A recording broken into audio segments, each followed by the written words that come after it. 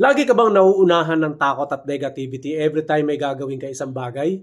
Naku kaibigan, delikado yan kasi nakalatag na agad sa isip mo paano ka magkakamali. You must upgrade your thinking around.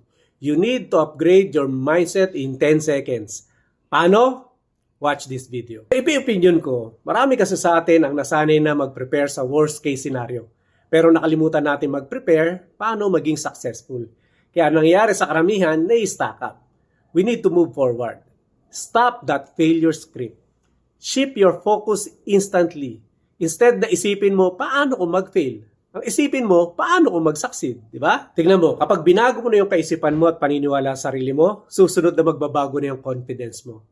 Remember, positivity and success don't happen by accident.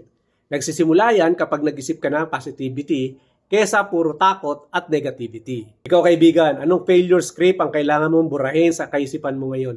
I-comment mo rito. And share mo na rin tong video para makatulong tayo sa ibang tao. And follow for more positivity content. Ipe-opinion ko to, anong sa inyo?